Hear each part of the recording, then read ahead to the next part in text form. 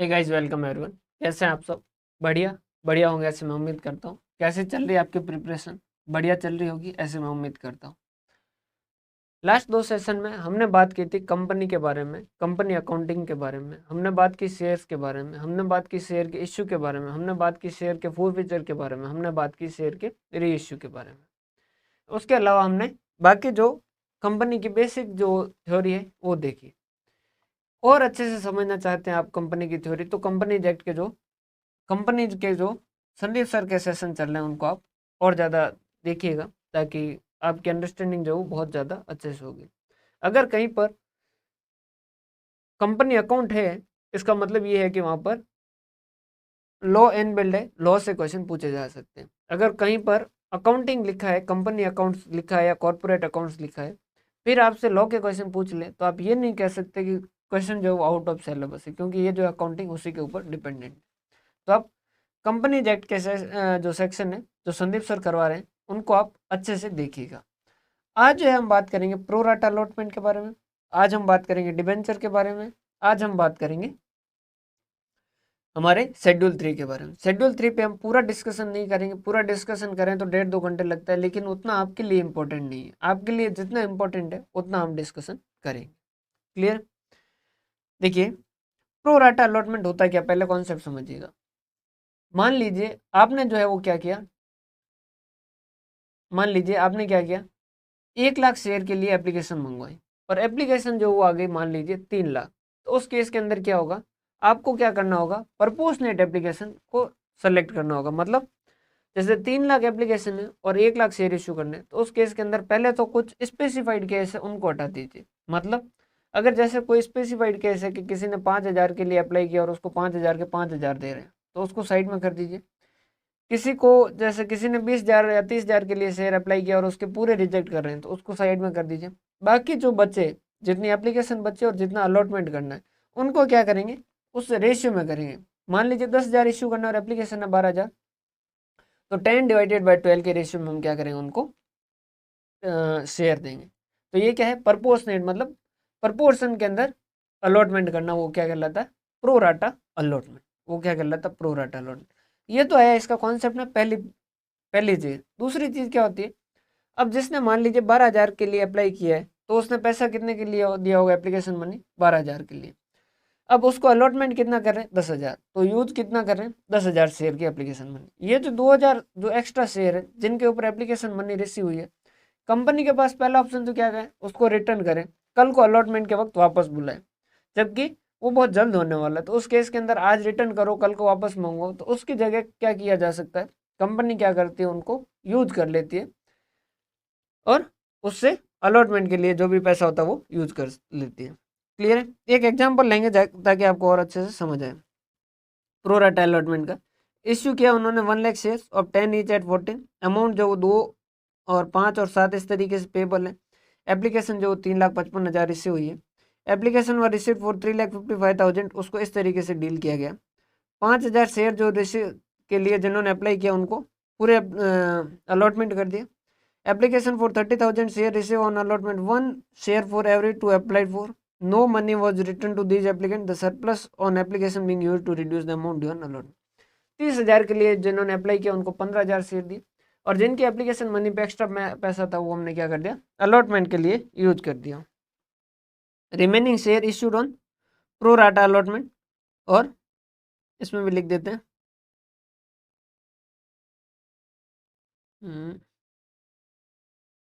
Excess money used for allotment and above that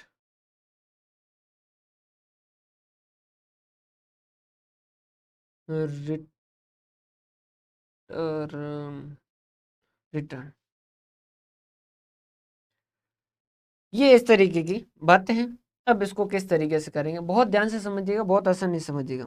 देखो, पहले तो कैटेगरी दे दीजिए, A B C, A B C. Application received, application money receive, फिर allotment,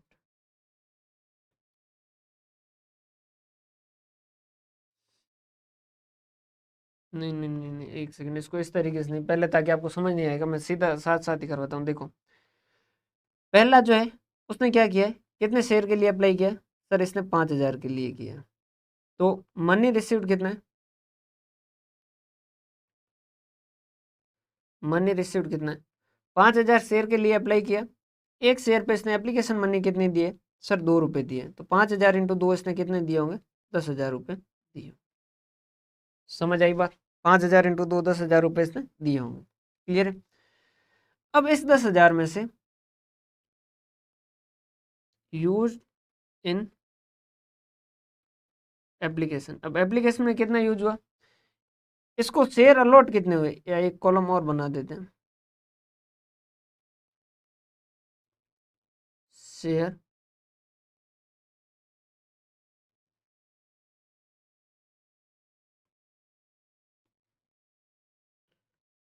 share allotted. देखिए है बहुत आसान सा, एक एक बार आप थोड़ा सा ध्यान से समझिएगा, फिर आपको एकदम आज से समझ जाए। 5,000 के लिए जिसने अप्लाई किया उसको 5,000 पूरे के पूरे शेयर दिए। 5,000 पे उसने 2 रुपए के हिसाब से कितने रुपए दिए? 10,000 रुपए। और एप्लीकेशन पे जरूरत कितनी थी? 5,000 उसको अलॉट किए, तो 5,000 इंटू 2 10,000 की उसकी जरूरत है, तो उसका पूरा का पूरा पैसा एप्लीकेशन पे यूज हो गया। एक्सेस कुछ है क्या? नहीं, इसका एक्सेस कुछ भी नहीं है। इसको इसने एक्सेस कुछ भी नहीं दिया। 5,000 के लिए अप्लाई किया, 5,000 के लिए एप्लीकेशन मनी दी, 5,000 उसको अलॉट कर दी, मतलब 5,000 एप्लीकेशन मनी उसकी यूज कर दी। एक्स्ट्रा कुछ भी है क्या? नहीं। सर एक्स्ट्रा किस में? सेकंड वाला में देखो, 30,000 30,000 शेयर है, उनके लिए क्या कहा है? An allotment of 1 share for every 2 applied. जिसने 2 के लिए अप्लाई किया उसको 1 शेयर दिया गया। मतलब जिसने 30,000 के लिए अप्लाई किया उसको कितने शेयर दिए गए? 15,000। 30,000 पे कितने शेयर दिए गए? 15,000। ठीक है, 30,000 के लिए अप्लाई किया तो उसने पैसा कितना दिया होगा? सर 30,000 इंटू 2 कितना दिया होगा? 60,000 रुपये। जबकि उसके एप्लीकेशन पे पैसे कितने यूज हुए? 15,000। तो 15,000 इंटू 2 कितने? 15,000 शेयर अलॉट किए, तो एप्लीकेशन पे कितना पैसा यूज हुआ? 30,000। 60,000 दिए, 30,000 यूज हुए। सर क्यों? क्योंकि 30,000 शेयर के लिए अप्लाई किया, तो मतलब उसने 30,000 के हिसाब से पैसा दिया। अलॉट कितने हो? 15,000 के हिसाब से, तो यूज कितने हो? 15,000 के हिसाब से। अब जो एक्स्ट्रा 15,000 जो उसके नहीं हुए, उसके ऊपर जो एप्लीकेशन मनी दी है वो क्या है? एक्सेस है। कितना? 60,000 दिए थे, 30,000 यूज कर दिए, तो एक्सेस कितने? 30,000। क्या ये 30,000 रिटर्न करने क्या? नहीं। No money was return to these applicant, the surplus of an application being used to reduce the amount due on allotment. इसका जो पैसा एक्स्ट्रा है वो क्या कर देंगे? अलॉटमेंट में यूज कर देंगे। तो पहले आपको पता करना होगा allotment due money, total allotment पे कितना पैसा ड्यू होता है। सर वो कैसे करेंगे? देखो 15,000 शेयर है, एक शेयर पे कितना मंगवाना है? 5 मंगवाना। तो 15 इंटू 5 कितना? मतलब बता दो सर, 75,000। 75,000 क्लियर है? 75,000। अपने पास एक्सेस कितना है? 30,000। तो एक्सेस यूज और अलॉटमेंट, अलॉटमेंट के लिए कितना यूज कर लेंगे? 30,000। बाकी रिमेन ड्यू ऑन अलॉटमेंट कितना? 45,000। सर कैसे? समझिएगा, बहुत बेसिक सी कैलकुलेशन, कुछ है ही नहीं।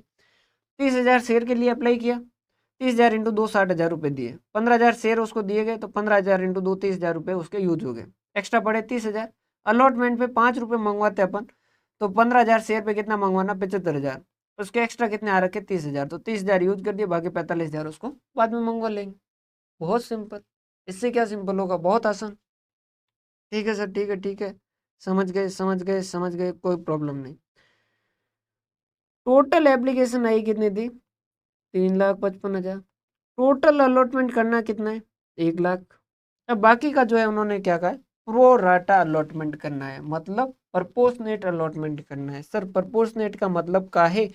आप इतना काहे सस्पेंस बना रहे हैं, कुछ बता दीजिए। देखिए 355 एप्लीकेशन है, जिसमें से 5000 तो ए की थी, 30,000 बी की थी, तो 35,000 तो ये गई। बाकी कितनी बची सर? बाकी बची 35 हटा दो, बाकी बची 3,20,000, बाकी बची 3,20,000। 1,00,000 शेयर इशू करने, 5,000 ए को कर दिए, 15,000 बी को कर दिए, बाकी कितने बचे? 80,000। ये ए और बी यू ही नाम लिखे ना, ए और बी जो यूं ही नाम लिखे हैं, 1 और 2 केस जो है वो। अब देखिए इनको क्या कहा गया? Remaining share issued on pro rata excess money, जो अलॉटमेंट के लिए यूज हुई और उसके बाद में अगर कुछ और पैसा बच गया तो वो हम रिटर्न करें। क्या पता कितना बचता है? तो देखो मनी रिसीव्ड कितने? 3,20,000 शेयर है, एक शेयर पे कितना? 2 रुपए देते हैं, तो कितने दिए? 3,20,000 इंटू 2 कितना दिया? 6,40,000 रुपये इसने दिए। क्लियर? हाँ जी सर, कोई दिक्कत वाली बात नहीं। यूज कितने होंगे? 80,000 इंटू 2 कितना? 8 दूनी 16, 1,60,000 जो वो क्या हो जाएंगे? एप्लीकेशन के लिए यूज हो जाएगी। समझ पा रहे हो भाई? 3,20,000 शेयर के लिए उन्होंने 6,40,000 दिए, लेकिन 80,000 शेयर इशू है तो 80,000 इंटू 2 1,60,000 तो इस्तेमाल हो गए। बाकी कितने बचे? बाकी सर बचे, देखो 6,40,000 पैसा मिला, उसमें से 1,60,000 आपने एप्लीकेशन का यूज कर दिया, तो एक्सेस कितना बचा? 4,80,000। एक्सेस कितना बचा? 4,80,000। उन्होंने कहा कि एक्सेस पैसा रिटर्न करना है क्या? नहीं, उन्होंने कहा कि एक्सेस पैसा जो है वो क्या कीजिएगा? अलॉटमेंट के लिए इस्तेमाल कर लीजिएगा, अलॉटमेंट के लिए इस्तेमाल कर लीजिएगा। हमने कहा ठीक है। हमने कहा अलॉटमेंट के लिए इनका टोटल पैसा कितना ड्यू होता है वो पता कर लें क्या? उन्होंने कहा कर लीजिए। तो उन्होंने कहा 80,000 रुपये, और अलॉटमेंट पे कितना पैसा मंगवाते हैं? 1 शेयर पे 5, तो 80,000 पे कितना मंगवाएंगे? 8×5 = 40, 4,00,000 मंगवाएंगे। क्लियर है? अब उनका एक्सेस आ कितना रखा है? 480, तो हम क्या करेंगे? अलॉटमेंट के लिए कितना यूज कर देंगे? 4,00,000। फिर एक्स्ट्रा जो है वो क्या करेंगे? वो क्वेश्चन क्या कह रहा है? अबो दैट, अगर उससे भी कुछ ज़्यादा आया तो वो क्या कर देंगे? रिटर्न कर देंगे। तो 80,000 क्या कर देंगे? रिटर्न। बस इतनी सी बात। सर लास्ट वाला बताइए तो एक बार। देखो 480 उनका पैसा एक्स्ट्रा आ रहा है, अलॉटमेंट पे उनके 80,000 शेयर पे 5 के हिसाब से 4,00,000 रुपये चाहिए, तो 4,00,000 तो ये इस्तेमाल कर दिए, बाकी के 80,000 जो एक्स्ट्रा बचे वो क्या करेंगे? क्वेश्चन कह रहा है रिटर्न करना है, तो रिटर्न कर दो। ये हो गया आपका प्रो राटा अलॉटमेंट। बहुत आसान सा, बहुत सिंपल सा कॉन्सेप्ट, कोई दिक्कत वाली बात ही नहीं। Calls in arrear, calls in advance, आपको पता है कॉल्स इन अरियर क्या होता है? अगर पैसा न दे तो उस केस के अंदर कॉल्स इन अरियर होगा, अगर पैसा एडवांस में दे देता है तो वो क्या हो जाएगा? कॉल्स इन एडवांस हो जाएगा। कॉल्स इन अरियर की एंट्री हमने शेयर फॉरफीचर वगैरह हम देखी है। कॉल्स इन एडवांस में क्या हो जाएगा? पैसा आ जाएगा bank account debit to calls in advance, अपने लिए ये एज ए लाइबिलिटी रहेगा। समझ पा रहे बात? क्योंकि हमने किसी का पैसा उधार लिया, एक्स्ट्रा लिया। क्या कॉल्स इन एडवांस पे, जैसे किसी ने शेयर के ऊपर कॉल्स इन एडवांस कर दिया, क्या उसके ऊपर डिविडेंड दिया जाएगा क्या? नहीं, उसके ऊपर डिविडेंड नहीं दिया जाएगा। सर कोई ऐसा है जिसका कॉल्स इन अरियर है, क्या उसके ऊपर डिविडेंड दिया जाएगा क्या? ये कंपनी अपने आर्टिकल के अंदर लिखती है कि वो क्या करेगी उसके साथ। मतलब वो लिख सकती है कि हम जो है वो पेड अप कैपिटल के हिसाब से डिविडेंड देंगे, या फिर कंपनी है जो साइलेंट रहे तो उस केस में फेस वैल्यू के हिसाब से क्या किया जाएगा? डिविडेंड दिया जाएगा। इसमें ध्यान रखने वाला यही बात है कि अगर कॉल्स इन अरियर है तो उसमें क्या किया जा सकता है? मैक्सिमम इंटरेस्ट कितना चार्ज किया जा सकता है? 10%। और अगर कोई कॉल्स इन एडवांस देता है तो उस पर मैक्सिमम इंटरेस्ट दिया कितना जा सकता है? 12%। मैक्सिमम है, समझिए ये मैक्सिमम, इससे कम भी रख सकते हैं जैसा उसकी सिचुएशन। बाकी ये आप सारे सारे ये तो उसके पहले में तो डेफिनेशन दे रखा है, इसकी टेबल जो है वो टेबल एफ और ये तो दोनों सेम है। उसके बाद में period consider from the date call money was due to, अब कॉल्स इन अरियर कब होगा? जिस दिन मंगवाया उससे लेके जिस दिन उसने दिया उस दिन तक का कॉल्स इन अरियर माना जाएगा। कॉल्स इन एडवांस, जिसने उस दिन पैसे दिया उस दिन से लेके जिस दिन ड्यू हुआ तब तक का कॉल्स इन एडवांस माना जाएगा। Director have right to waive off such interest in individual cases, calls in arrear पे अगर इंटरेस्ट है तो उस केस के अंदर डायरेक्टर जो वो माफ कर सकता है। इसके अंदर share holder are not entitle for any dividend on the calls in advance, calls in advance पे कोई तरीके का डिविडेंड नहीं मिलेगा। It is the nominal account in the nature and credited to statement of profit and loss as an income. ये किसके बारे में बात कर रहा है? इसमें कंफ्यूज मत होइएगा, ये इंटरेस्ट के बारे में बात कर रहा है कि अगर कॉल्स इन अरियर पे कोई इंटरेस्ट है तो वो नॉमिनल नेचर का होगा और वो क्या चार्ज होगा? पीएनएल में चार्ज होगा। और ये भी इंटरेस्ट की बात कर रहे हैं। क्लियर है?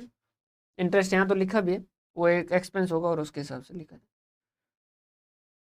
At the time of receiving value of share in instalment, share calls money received in full, bank account debited with full money received, calls in arrear, ये तीनों की एंट्री कॉल्स इन अरियर है तो उस case के अंदर क्या होगा? Calls in arrear account debited with the entry for the bank account, bank account की जगह क्या कर देंगे? कॉल्स इन अरियर कर देंगे, क्योंकि पैसा मिल नहीं रहा है। पैसा मिल जाता है bank account debit to equity share allotment, जैसा इक्विटी शेयर अलॉटमेंट में कॉल्स इन अरियर हुआ तो मिल जाता है, तो bank account debit to equity share allotment कर देते, नहीं तो हम क्या करते हैं calls in arrear to equity share allotment. और कॉल्स इन एडवांस में क्या हो जाएगा, bank account debit to calls in advance.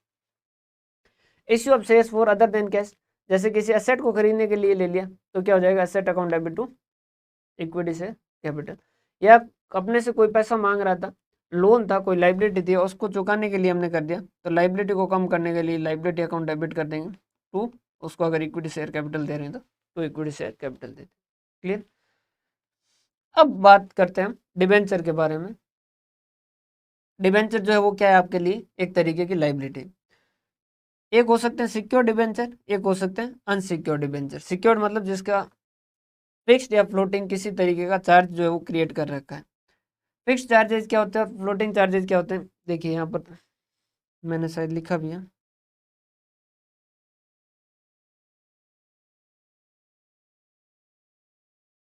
Fluctuating नहीं है, फ्लोटिंग चार्जेस है।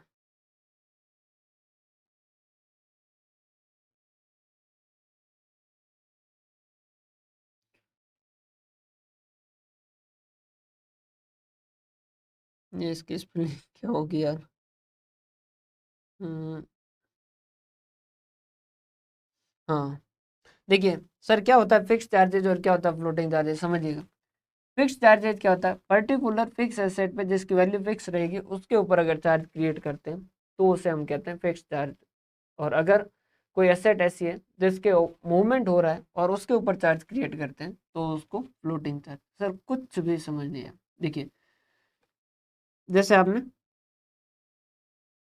इन्वेंट्री जो है वो गिरवी रखी है और उसके इन्वेंट्री को एज ए सिक्योरिटी रखा है, या डेटर जो है उसको एज ए सिक्योरिटी रखा है, और आपने क्या किए, आपके डिबेंचर इशू किए, तो वो क्या होंगे फ्लोटिंग चार्जेस। क्यों, क्योंकि इन्वेंट्री जो आप क्या करोगे परचेज सेल करते रहोगे, उसमें मूवमेंट होता रहेगा, तो इन्वेंट्री कभी ज़्यादा भी होगी कभी कम भी होगी, तो वो फ्लोटिंग चार्ज होगा। और फिक्स चार्ज क्या होगा, जैसे आपने बिल्डिंग पे कर दिया तो बिल्डिंग की वैल्यू क्या ज़्यादा कम होगी क्या इनकी तरह, नहीं। क्लियर है, तो ये हो गया फिक्स, सॉरी सिक्योर्ड। और ये अनसिक्योर्ड या नेक्ड डिबेंचर कहते हैं, जो अनसिक्योर्ड है, जिनके ऊपर कोई सिक्योरिटी नहीं है। कन्वर्टिबल के हिसाब से कन्वर्टिबल हो सकते हैं, नॉन कन्वर्टिबल हो सकते हैं। कन्वर्टिबल कौन से होते हैं, जो आगे जाके इक्विटी में कन्वर्ट होंगे, नॉन कन्वर्टेबल जो आगे जाके नहीं होंगे। रिडीमेबल इरिडीमेबल, जो रिडीमेबल होंगे वो क्या होंगे, एक टाइम के बाद उनको वापस खत्म किया जाएगा, मतलब उनका डिबेंचर वापस लेके उनको पैसा दे दिया जाएगा। और इरिडीमेबल, देखिए ये कंपनी एक्ट के अंदर सारे आपको संदीप सर जो डिटेल में डिस्कस कर रहे हैं, तो वहाँ पर एक बार आप और देख लीजिएगा। इरिडीमेबल डिबेंचर क्या होता है, जो कभी भी रिडीम नहीं होंगे, इन्हें परपेचुअल भी कहा जाता है, इन्हें परपेचुअल भी कहा जाता है। ये क्या है, चलते रहते हैं, ये इन्फानाइट पीरियड के लिए होते हैं, तो ऐसे इरिडीमेबल डिबेंचर कहते हैं। देखिए इरिडीमेबल डिबेंचर इशू किए जा सकते हैं, इरिडीमेबल डिबेंचर इशू कर सकते हैं। सर ऐसा क्यों लिखा, क्योंकि अगर आपको याद हो तो इरिडीमेबल प्रेफरेंस शेयर इशू नहीं कर सकते, मैक्सिमम 20 ईयर, इंफ्रास्ट्रक्चर और स्पेसिफाइड है तो उससे ज़्यादा कर सकते हैं। नेगोशिएबिलिटी के हिसाब से रजिस्टर डिबेंचर और बियरर डिबेंचर। रजिस्टर मतलब जिसमें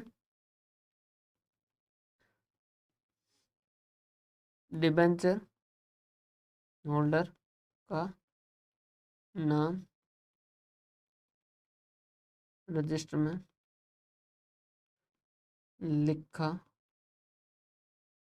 होता है, फ्रीली ट्रांसफरेबल नहीं होते। मतलब क्या हुआ, जैसे ऐसा कोई डिबेंचर जिसके अंदर डिबेंचर होल्डर जिसने खरीद रखा उसका नाम क्या कर दिया, एक रजिस्टर में लिख दिया, तो ये क्या होगा, डिबेंचर उसी को रिप्रेजेंट करेगा, वो आगे ट्रांसफर नहीं कर सकता। और बियरर जो होता है उसके अंदर क्या होता है, किसी का नाम नहीं लिखा होता है, वो चाहे जिसको, जैसे मैंने आपको सेल करना, एकदम से सेल कर दो और ले जाओ, एकदम नोट के जैसा नोट होगा। प्रायोरिटी पे फर्स्ट मॉर्गेज और सेकंड मॉर्गेज। फर्स्ट मॉर्गेज क्या होगा, अगर कल को पेमेंट होगा तो पहले पेमेंट इनको होगा, पहले पेमेंट इनको होगा, बाद में पेमेंट इनको होगा। मतलब देखिए जैसे ए है जिसने फर्स्ट मॉर्गेज लोन दिया है बिल्डिंग के ऊपर, और बी है जिसने सेकंड मॉर्गेज लोन दिया है उसी बिल्डिंग के ऊपर, और कल को कंपनी की स्थिति खराब हो जाती है, उस बिल्डिंग को सेल करते हैं, तो पहले फर्स्ट जो मॉर्गेज वाले उनको पैसा दिया जाएगा, उसका जब सेटिस्फाई हो जाएगा पूरा पैसा तब सेकंड मॉर्गेज वाले को दिया जाएगा। डिबेंचर और शेयर के बारे में कंपैरिजन आप एक बार जरूर देखिएगा। अब अपन बात करेंगे अकाउंटिंग। देखिए इस वाले चैप्टर के अंदर बहुत सारी चीज़ें जो वो आपको खुद से पढ़नी है, और वो पढ़नी ही पड़ेगी क्योंकि पूरा कंपनी एक्ट जो वो मैं यहाँ नहीं बता सकता। तो कंपनी एक्ट जो संदीप सर बता रहे हैं वहाँ से देखिए, और उसके बाद में इसमें जो खाली जगह है वो एक बार जरूर लिखिए क्योंकि वो इंपॉर्टेंट हो जाती है। देखिए इसका एक कॉन्सेप्ट बहुत आसान सा कॉन्सेप्ट है कि डिबेंचर इश्यू किया, उसके बाद में देखिए जैसे मैंने क्या किया, यूँ समझिए 100 रुपये में डिबेंचर इशू किया, 100 रुपये में डिबेंचर इशू किया। अब इसमें मेरे पास 3 ऑप्शन है कि या तो मैं इसे क्या करूँ, रिडीम भी 100 में ही करूँगा, या मैं रिडीम इसे क्या करूँगा 110 में करूँगा, और या फिर मैं इसे रिडीम कितने में करूँगा 90 में करूँगा। ध्यान से समझिएगा, अगर मैं 100 रुपये का मैं इश्यू करके 100 रुपये का डिबेंचर 100 रुपये में ही रिडीम करता हूँ तो कोई प्रॉब्लम वाली बात नहीं है। क्यों? क्योंकि ना मैंने इश्यू में ज़्यादा लिया, ना इश्यू में मैंने कम लिया, ना मैंने रिडम्शन में ज़्यादा लिया, ना मैंने रिडम्शन में कम लिया। 100 रुपये में इश्यू करके 110 में रिडीम कर रहा हूँ, मतलब मैंने इश्यू तो नॉर्मल प्राइस पे किया लेकिन रिडीम करते वक्त मैं एक्स्ट्रा पैसा देने वाला हूँ। तो ये क्या है, मेरा एक्सपेक्टेड लॉस है। ये मेरा क्या है, एक्सपेक्टेड लॉस। भाई 100 रुपये का डिबेंचर रिडीम करते वक्त मैं 110 दूंगा, मतलब क्या हुआ, एक्सपेक्टेड लॉस। 100 रुपये का डिबेंचर था और लास्ट में मैं उसे रिडीम करूंगा 90 पे, तो ये क्या है, एक्सपेक्टेड प्रॉफिट है। क्लियर है? अब एक अगर आपको कॉन्सेप्ट पता हो तो एक कॉन्सेप्ट है कंजर्वेटिज्म। ये क्या कहता है, एक्सपेक्टेड लॉस इग्नोर कर दो, expected profit sorry sorry sorry expected loss book कर दो, और एक्सपेक्टेड प्रॉफिट इग्नोर कर दो। ये कॉन्सेप्ट यहीं चलेगा, समझिएगा, ध्यान से समझिएगा। जैसे मैंने आपको कहा कि मैं 100 रुपये का डिबेंचर देता हूँ 5 साल के लिए, 10% के हिसाब से ब्याज दूंगा और लास्ट में 100 रुपये में रिडीम करूंगा। आपने कहा ठीक है, मैंने कहा पहला दूसरा तीसरा चौथा और पांचवा, ये 10 रुपये दूंगा, दूसरे साल पे 10 रुपये, तीसरे साल 10, चौथे साल पे 10, पाँचवें साल 10 ब्याज का, और पाँचवें साल के लास्ट में मैं आपको 100 रुपये वापस दे दूंगा, 100 रुपये वापस दे दूंगा। क्लियर है? आपने कहा ठीक है, मैंने कहा नहीं नहीं नहीं, एक मेरे पास और अल्टरनेटिव है। उन्होंने कहा आपने कहा बताओ, मैंने कहा मैं 8% ही ब्याज दूंगा, 8 रुपये, 8 रुपये, 8 रुपये, 8 रुपये, 8 रुपये, और लास्ट के अंदर मैं क्या कर दूंगा 110 रुपये दे दूंगा। अगर टाइम वैल्यू ऑफ मनी को कंसिडर नहीं करें, मतलब कि आगे फ्यूचर में मिलने वाले पैसे की वैल्यू कम होगी और आज वाले पैसों की वैल्यू ज़्यादा होगी, ये कंसिडर नहीं करें तो आपको क्या इसमें और इसमें कोई फर्क आएगा क्या? नहीं। 8 × 5 कितना पैसा मिला, ये 40 ये, और 100 की जगह 110 दे रहा हूँ वापस, तो लास्ट में 10 रुपये ही है, तो आपको 50 रुपये मिल रहे हैं, और यहाँ पर 50 रुपये यहाँ भी मिल रहे हैं। बाकी 100 का तो 100 वापस रियलाइज हो रहा है, उसमें तो कुछ मिल नहीं रहा है। तो इन दोनों में कुछ आपको नज़र आ रहा है क्या? नहीं, कोई भी नज़र नहीं आ रहा है। कोई फर्क नज़र आ रहा है क्या? नहीं। तो बस सेम ये जो अकाउंटिंग में ध्यान रखना, इन्होंने क्या कहा कि अगर आप डिबेंचर इशू कर रहे हैं पार पे और रिडीम कर रहे हैं प्रीमियम पे, तो उस केस के अंदर वो जो प्रीमियम है वो आपका एक्सपेक्टेड लॉस है, उसे आपको क्या करना होगा, आज ही रिकॉर्ड करना होगा। उसे क्या करना होगा, आज ही रिकॉर्ड करना होगा। और वो और कुछ भी नहीं है, वो एक ब्याज का सब्सटीट्यूट है। आप अगर प्रीमियम पे रिडीम नहीं करते तो आपको ब्याज ज़्यादा देना पड़ता। भाई ये 8 रुपये दे रहा हूँ, मुझे 10 रुपये देने पड़ते अगर मैं इसे पार पे रिडीम करता, लेकिन मैं 8 रुपये ही ब्याज दे रहा हूँ क्योंकि मैं रिडीम जो पार प्रीमियम पे कर रहा हूँ। तो उन्होंने कहा कि अगर आप रिडीम प्रीमियम पे करते हैं तो ये और कुछ भी नहीं ब्याज ही है, ये और कुछ भी नहीं ब्याज ही है। हमने कहा यार ठीक बात कह रहे हो, कोई दिक्कत वाली बात तो नहीं। तो इन्होंने कहा कि अगर आप जितने में शेयर इशू कर रहे हो, मतलब पार वैल्यू से ज़्यादा पे अगर रिडीम करने के बारे में सोच रहे हो, तो आप कंजर्वेटिव कॉन्सेप्ट के हिसाब से उसे आज ही रिकॉर्ड कीजिएगा, और वो ब्याज के तरीके से धीरे धीरे धीरे धीरे उसको धीरे धीरे धीरे धीरे जितने सालों का वो डिबेंचर है उसमें धीरे धीरे धीरे धीरे राइट ऑफ कीजिए। हमने कहा उससे क्या होगा कि देखो 10 रुपये होता था, आप क्या कहते हैं,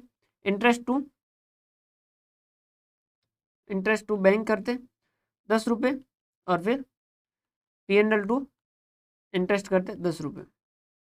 इस वाले केस में क्या होगा, इंटरेस्ट टू बैंक होगा 8 रुपये, और फिर P&L टू इंटरेस्ट कितना, 8 रुपये।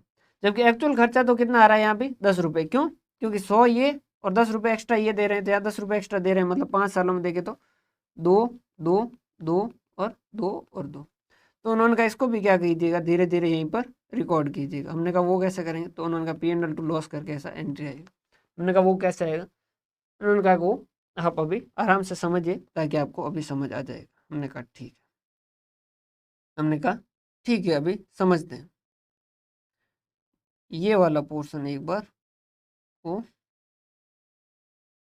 पहले तो इसको करते हैं छोटू सा, ताकि आप, अरे इसको हम कहीं न कहीं फेंक देते हैं ना,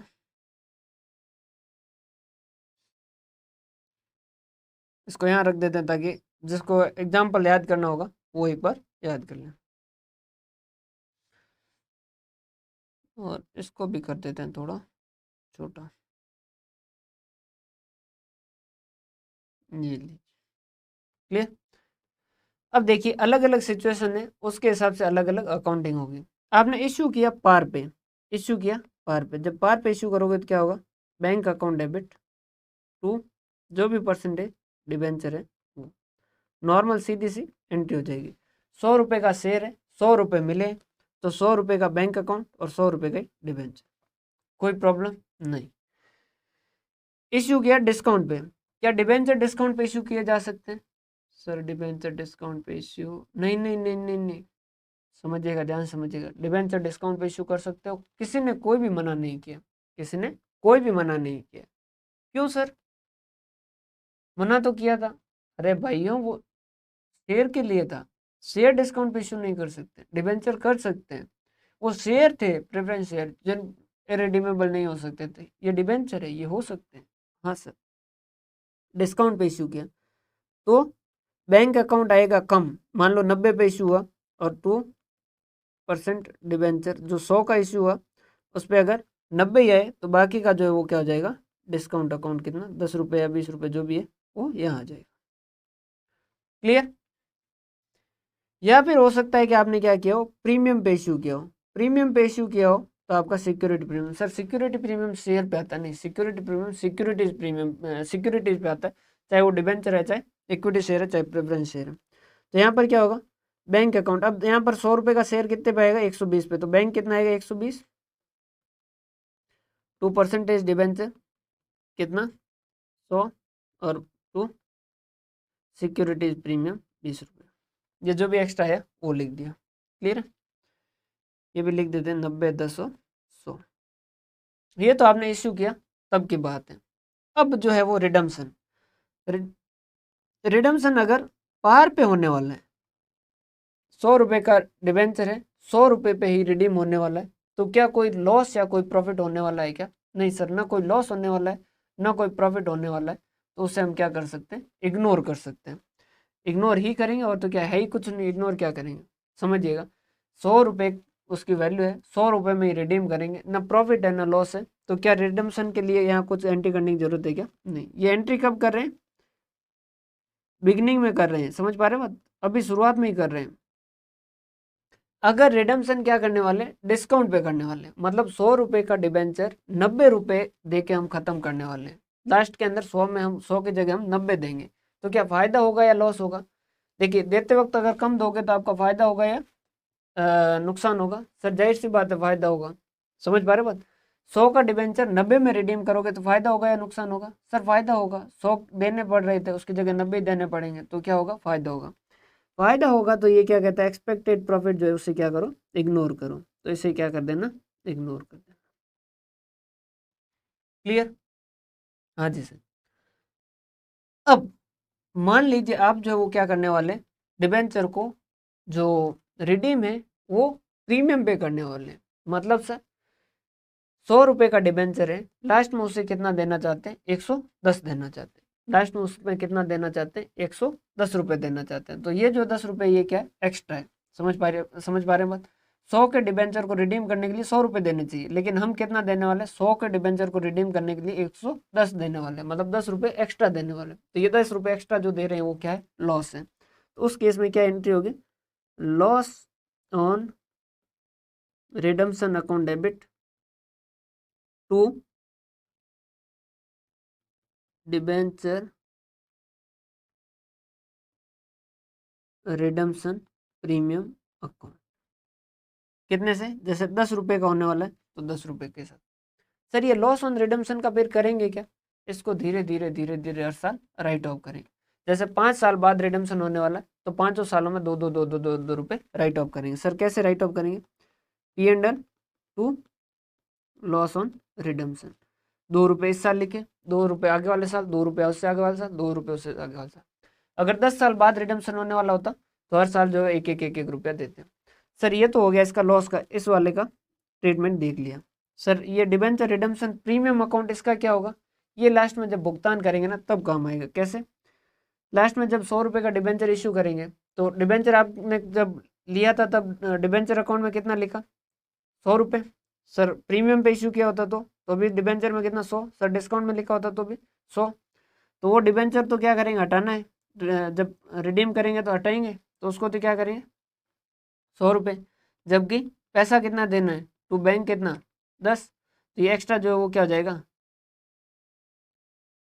डिबेंचर रिडम्पशन प्रीमियम अकाउंट कितना 10। समझ पा रहे हैं बात। तो ये तीनों केस के अंदर यही एंट्री होगी। सर आपने डिस्काउंट पे इश्यू किया और पार पे रिडीम किया, कोई फर्क नहीं पड़ता, वो सेम वैसा वैसा ही होगा। डिस्काउंट पे इश्यू किया, डिस्काउंट पे रिडीम करने, इग्नोर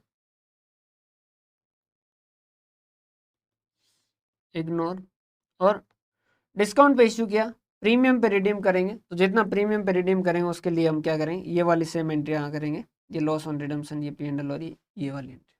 क्लियर, हमने प्रीमियम पे इश्यू किया और पार पे करेंगे रिडम्पशन वाला, इन दोनों को इग्नोर करेंगे, और ये जो अगर लॉस पे करने वाले तो उस केस के अंदर ये करेंगे। सर मूल मंत्र कुछ बता देंगे क्या, मूल मंत्र बता देंगे कि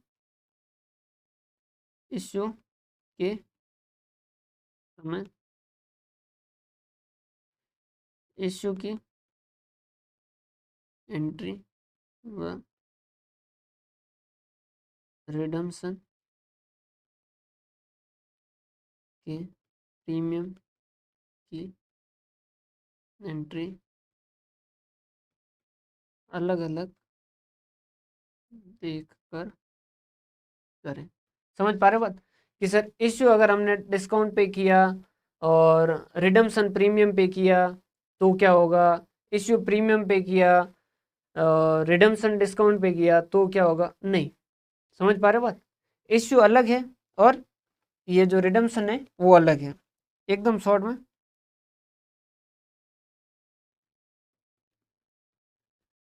इश्यू अलग, रिडम्पशन अलग, इन दोनों को अलग अलग इनके हिसाब से अकाउंटिंग की जाएगी, इन दोनों की अलग अलग इनके हिसाब से अकाउंटिंग की जाएगी। क्या आप मेरी बात समझ पाए, समझिएगा।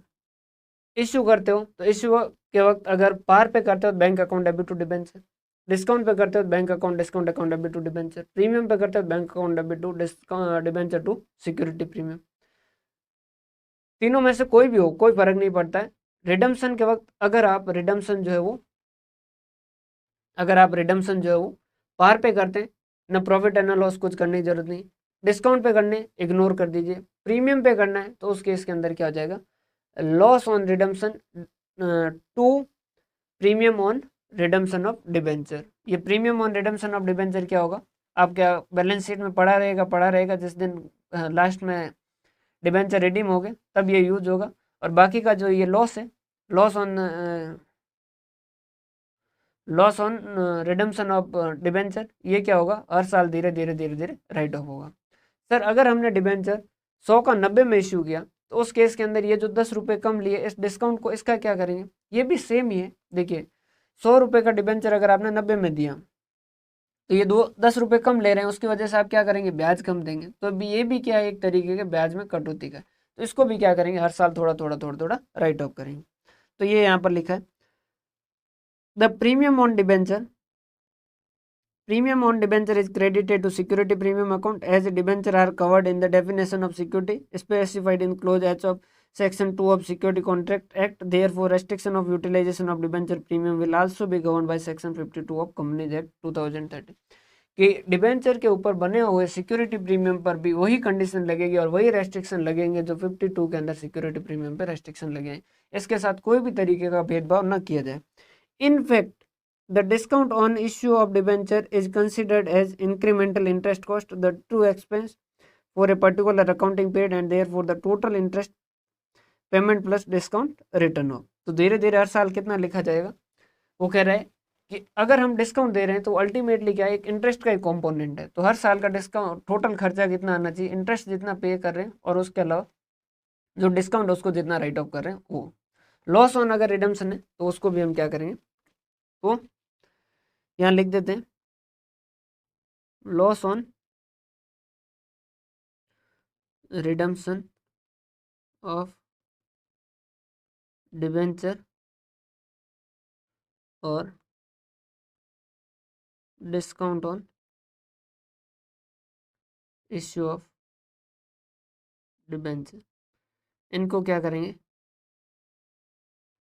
Over the life of debenture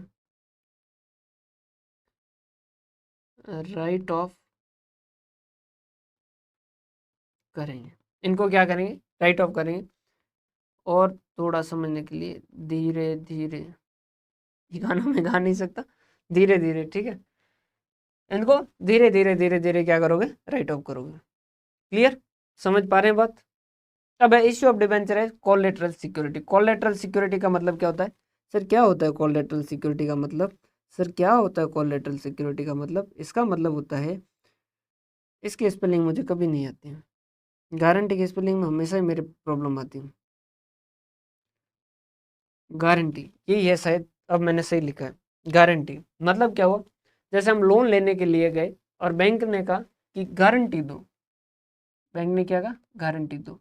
हर कोई गारंटी मांगता है, बैंक ने भी गारंटी मांग ही लिया के, जब उन्होंने गारंटी मांगी हमने कहा ये लो हमारे डिबेंचर, इससे पकड़ो।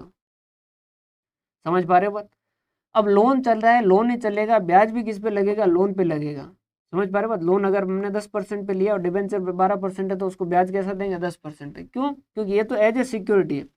कोलेटरल सिक्योरिटी कब एग्जीक्यूट होगी, अगर उसने लोन ड्यू हो गया, हमने पे नहीं किया, तो उस केस के अंदर लोन जो है वो खत्म कर देगा वो, और वो डिबेंचर जो उनको ले लेगा और फिर डिबेंचर पे इंटरेस्ट लेना शुरू कर देगा। समझ पा रहे बात। The holder of such debenture is entitle to interest only on the amount of loan but not on the debenture. उसे डिबेंचर पे इंटरेस्ट नहीं मिलेगा, क्योंकि डिबेंचर जो वो क्या है, डिबेंचर सिर्फ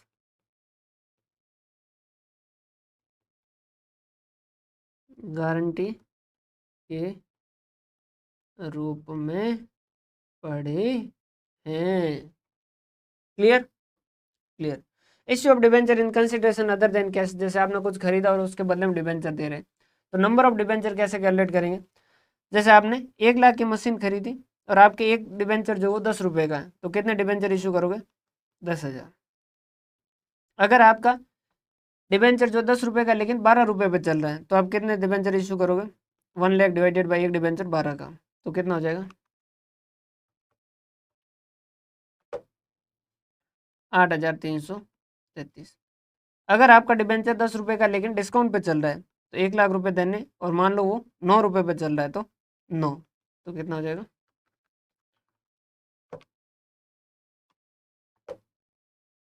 1111, 11,111। बहुत आसान सा ही पॉइंट था, इसमें तो कोई दिक्कत वाली बात नहीं थी।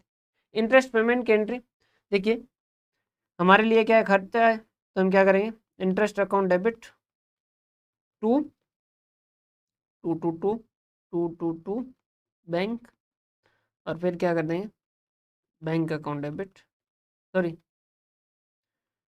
P&L account debit to interest, expenditure है, राइट ऑफ कर दें।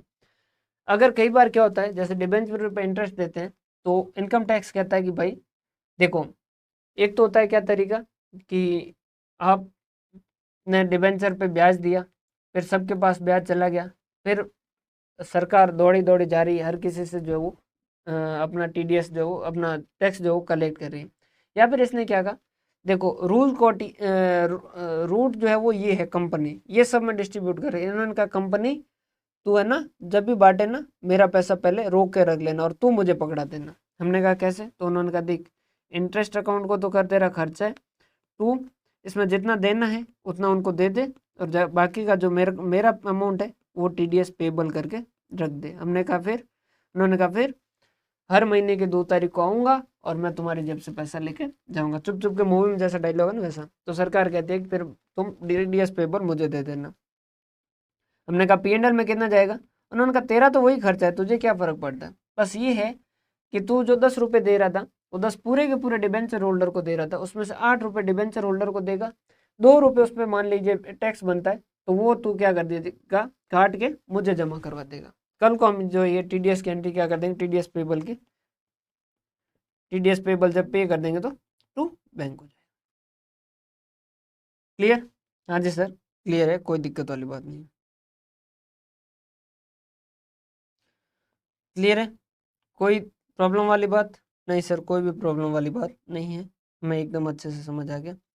अभी देखिए ये शेड्यूल 3 वाला जो है ये पार्ट एक बार आपको पढ़ना है, इसमें मेन चीज़ जो है जिसके ऊपर ज़्यादा क्वेश्चन बन सकते हैं वो मैं आपको बता देता हूँ। देखिए एक तो आपको देखना है ये section, as per section 128 of the companies act 2030 every company shall prepare and keep at its registered books of account, उसे क्या करना होगा, office and other relevant books और पेपर और financial statement for every financial year which give true and fair view वगैरह वगैरह, ये सारी चीज़ें। ये कहाँ पढ़ेंगे, कौन पढ़ाएगा आपको, Sandeep sir. Preparation of financial statement बहुत बार पूछा गया है कि फाइनेंशियल स्टेटमेंट बनाने के लिए कौन सा सेक्शन बोलता है, तो 129। कौन बताएंगे, संदीप सर। क्लियर है? फाइनेंशियल स्टेटमेंट में देखिए कुछ स्पेसिफिक जहाँ एक्ट लगते हैं, जैसे बैंकिंग हो गया, इंश्योरेंस हो गया, इनके अंदर उनके तो जैसे बैंकिंग के अंदर आरबीआई उनकी अकाउंटिंग बताती है तो वहाँ पर उनके हिसाब से बनेगा। इंश्योरेंस में एडा बताती है उनके हिसाब से होगा। इलेक्ट्रिसिटी के अंदर इलेक्ट्रिसिटी के लिए भी अलग से अकाउंटिंग बता रखी है। और उसके अलावा और कोई कंपनी जिसकी बैलेंस शीट अलग तरीके से बनाने को कहा हुआ वो ध्यान क्या रखना है, एक तो ये ध्यान रखना है पार्ट ए के अंदर बैलेंस शीट बनती है, बहुत बेसिक सा क्वेश्चन लेकिन पूछा जाता है। और पार्ट बी के अंदर जो वो क्या बनता है, पीएनएल बनता है। शेड्यूल 3 के पार्ट बी के अंदर पीएनएल बनता है। अब बैलेंस शीट में 2-3 आइटम है जिनके बारे में आपको थोड़ा सा ध्यान रखना है, बाकी तो आप सारे सुने ही हुए हैं। एक तो सर ये डेफर्ड टैक्स लाइबिलिटी क्या होता है, तो डेफर्ड टैक्स लाइबिलिटी का मतलब क्या होता है, देखिए इनकम टैक्स के अंदर और अकाउंटिंग के अंदर प्रॉफिट कैलकुलेशन के अंदर कुछ सिस्टम अलग कर रखे हैं। मतलब जैसे कुछ खर्चे जो है वो अकाउंटिंग में तो लिखे जाते हैं लेकिन इनकम टैक्स उन्हें डिसअलाउ कर देता है। कुछ इनकम के मामले में भी ऐसा है, कुछ एक्सपेंस का जस्ट ऑपोजिट भी हो सकता है। तो उस वजह से क्या होता है, अकाउंटिंग में प्रॉफिट अलग दिखता है और टैक्स में प्रॉफिट अलग दिखता है। जैसे होटल के अंदर शुरुआत के अंदर ही जैसे आपको डेप्रिसिएशन 50% मिल गया, बुक्स के अंदर तो ऐसा नहीं हो रहा है, या 100% मिल गया, उस इसमें तो ऐसा नहीं हो रहा है, इनकम टैक्स में वैसा हो रहा है। तो उस केस के अंदर क्या होगा, यहाँ पर प्रॉफिट अलग होगा और यहाँ प्रॉफिट अलग होगा। उस वजह से क्या होता है, टैक्स का अमाउंट अकाउंटिंग के हिसाब से देखें तो कुछ अलग बनता है और यहाँ पर देखें तो टैक्स के हिसाब से देखें तो कुछ अलग बनता है। तो उसका फिर क्या होता है, ये इन दोनों में डिफरेंस के कारण 2 चीज़ें हो सकती है, एक तो टेम्परेरी और एक परमानेंट।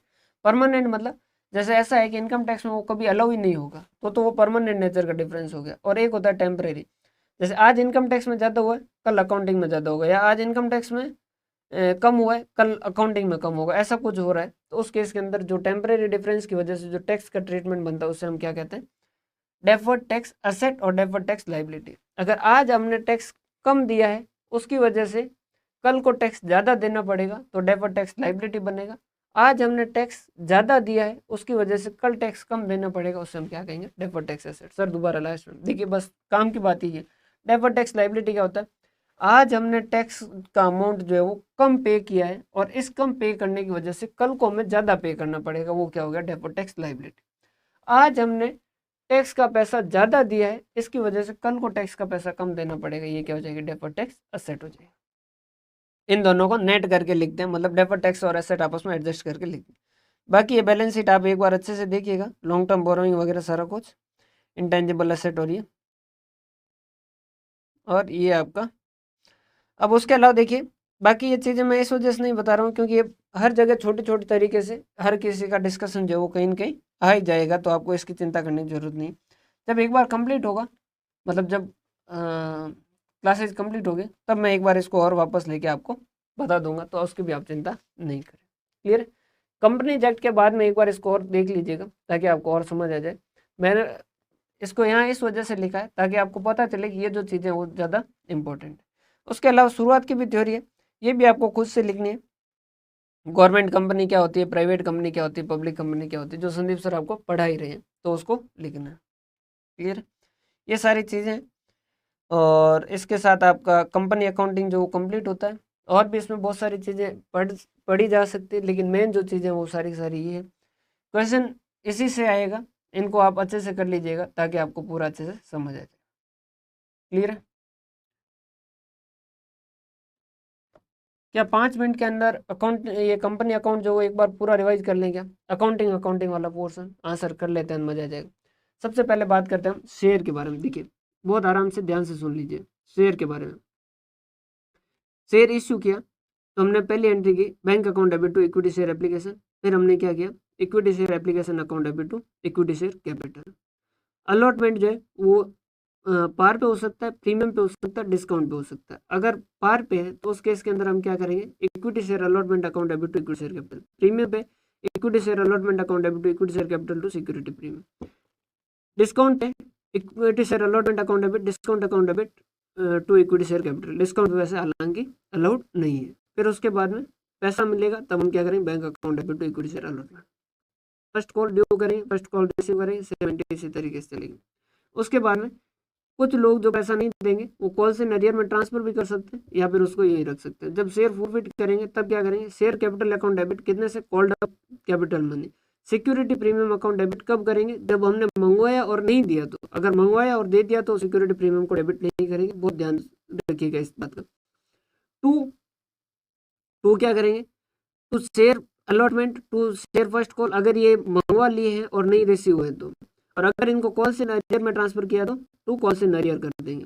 और जो पैसा मंगवाया और रिसीव हो गया कैपिटल का, जो पैसा मंगवाया और रिसीव हो गया कैपिटल का, वो क्या कर देंगे, टू शेयर फॉरफिटेड अकाउंट, खा गए पैसा। उसके बाद में जब वो वापस री इश्यू करेंगे तो bank account debit to equity share capital, और जितना पैसा कम पड़ रहा है वो क्या करेंगे, शेयर फॉरफिटेड से यूज करेंगे। जितने शेयर इश्यू हो गए उनसे रिलेटेड जितना शेयर फॉरफिटेड का बैलेंस है, जितने शेयर री इश्यू हो गए, जितने शेयर री इश्यू हो गए, जितने शेयर री इश्यू हो गए, ध्यान रखिएगा। 2000 शेयर फॉरफिट किए, 1000 री इश्यू किया तो सिर्फ 1000 के कैपिटल लेजर में जाएगा। जितना फॉरफिटेड किया और जितना री इश्यू में यूज हुआ बैलेंसिंग फिगर के रूप में, जो एक्स्ट्रा है वो कैपिटल लेजर में ट्रांसफर कर देंगे। डिबेंचर के बारे में बात की, अकाउंटिंग इश्यू पार पे कर सकते हैं, डिस्काउंट पे कर सकते हैं, प्रीमियम पे कर सकते हैं। अगर पार पे करते हैं bank account debit to debenture, अगर प्रीमियम पे करते हैं bank account debit to debenture to security premium, और अगर डिस्काउंट पे करते हैं bank account debit discount account debit to debenture. Redeem करते हैं पार पे कोई प्रॉब्लम नहीं, डिस्काउंट पे इग्नोर कर दो, कंजर्वेटिव मना करा, एक्सपेक्टेड प्रॉफिट है लिखना नहीं। लॉस पे करना है, loss on redemption of debenture divided to sorry loss on redemption of debenture to premium on redemption of debenture. और ये जो लॉस ऑन रिडम्पशन है वो धीरे धीरे क्या करेंगे, हर साल राइट ऑफ करेंगे। क्लियर? इश्यू का और रिडम्पशन का अलग अलग देखेंगे। इश्यू चाहे आपने पार पे किया फिर रिडम्पशन किस पे करें उससे कोई खास फर्क पड़ेगा नहीं। क्लियर? ये सारा देखा। कोलेटरल सिक्योरिटी के तरीके से देखा। अब कोलेटरल सिक्योरिटी में अकाउंटिंग क्या होगा, नहीं कुछ भी नहीं होगा, क्योंकि आप एज ए गारंटी दे रहे हो। एक्चुअल में डिबेंचर दे रहे हो क्या, नहीं, वो गारंटी के रूप में वहाँ पड़े हैं। जब लोन रीपे नहीं होगा और डिबेंचर वाकई वो एग्जीक्यूट हो जाएंगे, मतलब वो ले लेंगे, तभी डिबेंचर इशू की एंट्री बनेगी। क्लियर? ठीक है सर। और क्या देखा था, कॉल्स इन अरियर और कॉल्स इन एडवांस देखा था। मैक्सिमम इंटरेस्ट वगैरह के बारे में बात की थी, जो कि आपको अच्छे से याद करना है। 10% और 12%। टेबल एफ कहाँ लिखा था, एक बार बता देता हूँ आपको।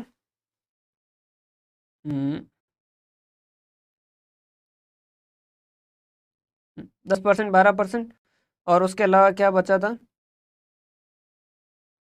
हाँ, इंटरेस्ट पेबल की एंट्री और अदर देन कंसिडरेशन अगर इशू करते हैं तो उसके बारे में हमने बात की थी। अगर 10 रुपये का शेयर 12 पे इशू कर रहे हैं तो 12 को कंसिडर करेंगे। 10 रुपये का डिबेंचर अगर 9 पे इशू करें तो 9 कंसिडर करेंगे। 10 का 10 पे कर रहे हैं तो 10 कंसिडर करेंगे।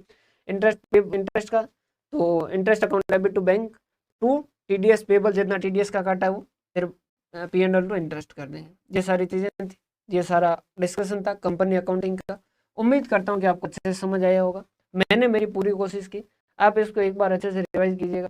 कंपनी चेक करने के बाद एक बार इस चैप्टर का नोट्स जो है वो एक बार वापस से रेफर कीजिएगा ताकि आपको समझ आएगा। क्योंकि ऊपर जो हमने क्या कर रखा, ब्लैंक छोड़ रखा है बहुत आसान आसान चीज़ें, समझिएगा। ये जो ऊपर छोड़ रखा है ब्लैंक वो बहुत आसान आसान चीज़ें, ऐसा नहीं है कि इसके अंदर कोई आपको प्रॉब्लम आएगी। सैलिएंट फीचर वगैरह सब जो है वो सर बता ही रहे हैं।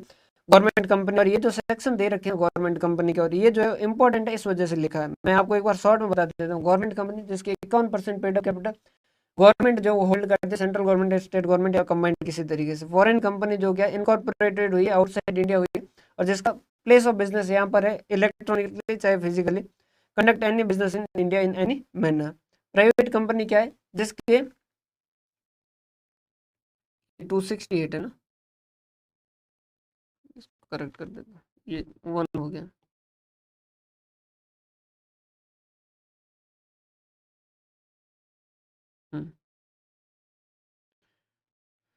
प्राइवेट कंपनी क्या होता है, जिसके आर्टिकल ऑफ एसोसिएशन के अंदर 3 बातें लिखी है कि शेयर जो वो ट्रांसफर नहीं होगा, मैक्सिमम नंबर ऑफ शेयर जो उसके 200, दो ही बातें सॉरी, शेयर ट्रांसफर नहीं, और मैक्सिमम नंबर ऑफ मेंबर जो वो 200 होंगे। Share maximum number of member 200 और शेयर ट्रांसफर नहीं कर सकते। मैक्सिमम नंबर ऑफ 200 के अंदर कुछ लोगों को एक्सक्लूड किया गया है। जैसे अगर एम्प्लॉय है और उसको एज ए एम्प्लॉय के टाइम के अंदर अगर उसे मैंने शेयर दिए थे तो उसको कंसिडर नहीं करेंगे, जो इशॉप कहते हैं जिसे। क्यों सर, ऐसा क्यों? देखिए, प्राइवेट कंपनी है जो क्या करती है, कई बार अपनी प्राइवेट पब्लिक हर कंपनी है जो क्या करती है, अपने एम्प्लॉय को खुश करने के लिए, एम्प्लॉय को रिवॉर्ड देने के लिए उन्हें अपनी कंपनी के शेयर दे देती है। तो अगर उनको कंसिडर करेंगे, आप जैसे 100 एम्प्लॉय को दे दिया तो 100 मेंबर तो यही हो गए, तो उन्होंने कहा कि इनको एक्सक्लूड ही कर दो। उसके बाद में ये मैक्सिमम है, अच्छा वही पढ़ा दिया, नहीं तो ये एक दो छोटे मोटे एरर रह जाते, या टाइपिंग के अंदर प्रॉब्लम हो जाती है ना। मैक्सिमम, उसके बाद में पब्लिक कंपनी जो प्राइवेट नहीं है, 1% कंपनी, उसके अंदर लिमिट दे रखी है। स्मॉल कंपनी जिसकी पेड अप कैपिटल 50 लाख या इससे कम है और जिसका टर्नओवर 2 करोड़ या इससे कम है। लिस्टेड कंपनी जो किसी स्टॉक एक्सचेंज के अंदर लिस्टेड है या टू बी लिस्टेड होने वाली है, मतलब रजिस्ट्रिंग के प्रोसेस के अंदर है। अनलिस्टेड जो लिस्टेड नहीं है वो कंपनी लिमिटेड बाय शेयर, जिसके अंदर शेयर कैपिटल लिख रखी है और शेयर कैपिटल के हिसाब से बता रखा है, और गारंटी जिसके अंदर मेंबर ने गारंटी दे रखी है कितना अमाउंट देंगे वाइंडिंग अप के वक्त, तो वो गारंटी बाय गारंटी हो जाएगा। होल्डिंग कंपनी जिसकी कोई सब्सिडी है, सब्सिडी क्या होगी, जैसे वो सब्सिडी कंपनी क्या होगी, जैसे होल्डिंग कंपनी कंट्रोल करती है, कैसे, या तो बोर्ड ऑफ डायरेक्टर को कंट्रोल करती है या उसकी 51% शेयर होल्ड करती है। More than the half of the आधे से ज़्यादा शेयर जिसके पास है तो वो उसके लिए होल्डिंग सब्सिडी हो जाएगी, डायरेक्टली और इनडायरेक्टली किसी भी तरीके से हो सकता है। ये सारा आपका डिस्कशन था। बहुत बहुत धन्यवाद। हंसते रहे, मुस्कुराते रहे, और संदीप सर की कंपनी एक्ट जब खत्म हो जाए तब एक बार इस नोट्स को जरूर जरूर जरूर वापस रेफर करें। बहुत बहुत धन्यवाद। हंसते रहे, मुस्कुराते रहे।